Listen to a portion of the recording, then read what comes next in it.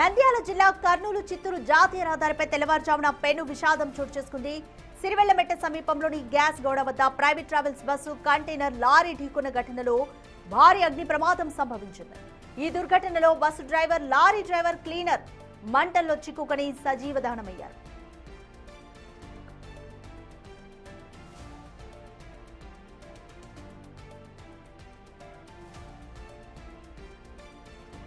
నెల్లూరు నుంచి 36 మంది ప్రయాణికులతో హైదరాబాద్ కు వెళ్తున్న ప్రైవేట్ ట్రావెల్స్ బస్సు సిరివెల్లమెట్ట వద్దకు రాగానే ఒక్కసారిగా టైర్ పేలిపోయింది.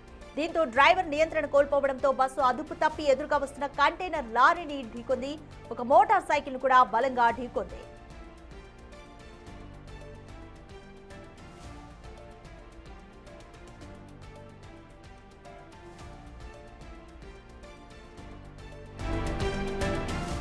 ఢీకొన్న వెంటనే 2 వాహనాల్లో మంటలొచ్చాయి. ప్రమాదం జరిగిన సమయంలో bus main door, emergency door jam అయి తెరుచుకోకపోవడంతో ప్రయాణికులు లోపలే చిక్కుకుపోయారు. ప్రాణభయంతో వారు చేసిన హాహాకారాలు స్థానికుల్ని కదిలించాయి.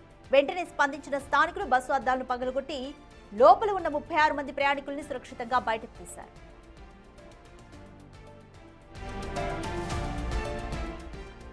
ప్రయాణికులంతా సురక్షితంగా బయటపడినప్పటికీ మంటలు వేగంగా వ్యాపించడంతో bus driver, container lorry driver అలాగే క్లీనర్ వాహనాల్లోనే చిక్కుకుని మరణించారు.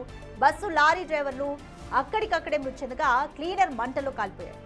పలువురు ప్రయాణికులకు తీవ్ర గాయాలు కావడంతో వారిని ఆళ్లగడ్డ ప్రభుత్వ హాస్పిటల్కు తరలించారు.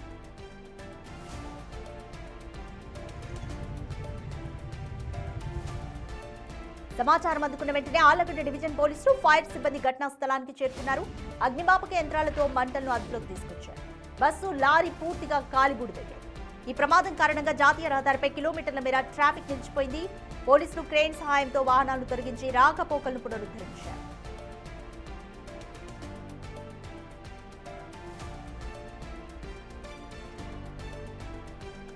నంద్యాల జిల్లా సిరివెల్లమెట్ట వద్ద జరిగిన బస్సు ప్రమాదంపై ఆరా తీశారు మంత్రి బీసీ జనార్దన్ రెడ్డి. ఈ ఘటనలో 3 మృతి చెందడం దురదృష్టకరమన్నారు. మృతుల కుటుంబాలకు ప్రగాఢ సానుభూతి తెలిపారు మంత్రి జనార్దన్ రెడ్డి.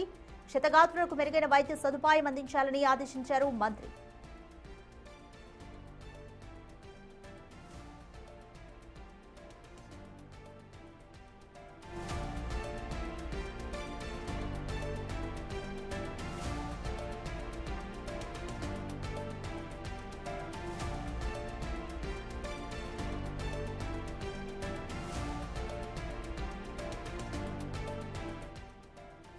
మోర్ డీటెయిల్స్ మా ప్రతినిధి శివాని అడిగి తెలుసుకుందాం. శివ, కర్నూలు చిత్తూరు జాతీయ రహదారిపై జరిగిన బస్సు ప్రమాదానికి సంబంధించి గాయపడిన వారి పరిస్థితి ప్రస్తుతం ఏ విధంగా ఉంది? అలాగే ప్రమాదానికి గల కారణాలు టైర్ పేలిపోవడం వల్లే జరిగింది అంటూ నిర్ధారిస్తున్నారా?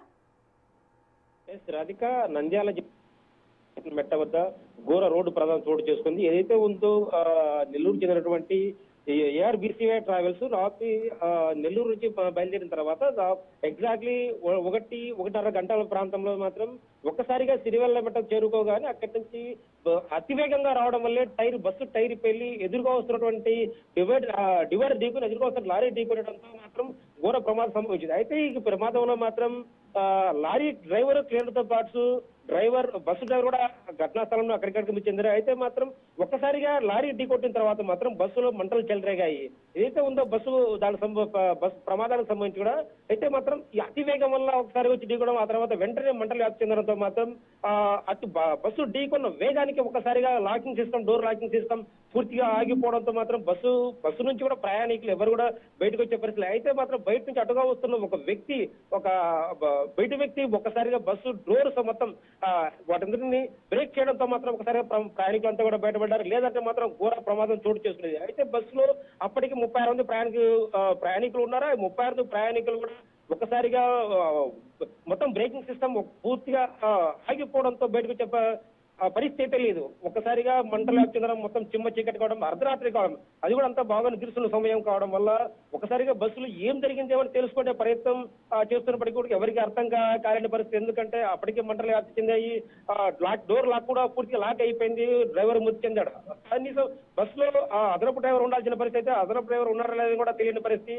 అయితే ఒక్కసారిగా ప్రమాదం చోటు చేసుకోవడం, అప్పటికే మంటలు వ్యాప్తి చెందడం, పొగంతా బస్సు వ్యాప్తి చెందడంతో ఎవరికి ఎలాంటి పరిస్థితి కూడా అర్థమయ్యే పరిస్థితి లేదు. పూర్తి ఏం దొరుకుతుందో తెలుసుకున్న లోపే ఒక్కసారిగా బయట వ్యక్తి ఎమర్జెన్సీ ఎగ్జిట్ మొత్తం బ్రేక్ చేయడం వల్లే కూడా 36 ప్రయాణికులు కూడా సురక్షితంగా బయటపడ్డారు. కొందరికి స్వల్ప గాయాలైన వ్యక్తులను కూడా దగ్గరలో ఉంటే ఆలగడ్డ ప్రభుత్వ ఆసుపత్రికి అటు నంద్యాల కూడా తరలించారు. మెరుగైన చికిత్స కోసం కూడా మరికొందరిని నంద్యాలతో పాటు కూడా కర్నూలుకు తరలించే అవకాశం ఉంది. అయితే మాత్రం ప్రాథమికంగా నంద్యాల ఆలగడ్డ ప్రభుత్వ ఆసుపత్రిలో అందరికీ కూడా వైద్యం ఇస్తున్నారు. అయితే ఈ ప్రమాద ఘటన కూడా ఖచ్చితంగా మనకు అందిన సమాచారం మేరకు అతి వేగం వల్లే బస్సు అతి వేగంగా రావడం, అక్కడికి వచ్చిన తర్వాత బస్సు టైర్ పేలడంతో ఆ టైర్ పేలడం వల్ల ఒకసారిగా లారీ ఢీకొట్టింది. అయితే ఈ ఘటనలో మాత్రం 36 ప్రయాణికులు సేఫ్ గా బయటపడడం కూడా ఇదొక మంచి అంశమే. అయితే వీటి ఘటనపై కూడా ఇప్పటికే ఎవరైతే కర్నూలు జిల్లా చేసిన మంచి బీసీ కూడా అధికారులు ఆదేశించారు.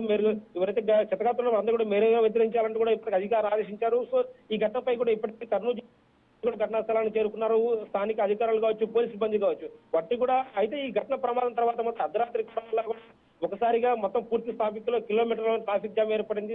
ఏం జరిగింది తెలుసుకోలేకపోతే మాత్రం అందులో హైవే కావడం, కర్నూలు చిత్తూరు హైవే కావడం వల్ల కూడా ట్రాఫిక్ జామ్ ఏర్పడడం. ఈ తర్వాత కూడా అక్కడ ఘటనా స్థలానికి పోలీసు చేరుకుని అందరూ ట్రాఫిక్ ఏరియా సరి చేశారు. అయితే మాత్రం ఇప్పటివరకు అయితే అందిన సమాచారం మేరకు 3 మాత్రం వచ్చిన్నారు. మరికొందరికి గాయాలే, వారందరూ కూడా చికిత్స అందిస్తున్నారు. Radhika. Right, thank you Shiva.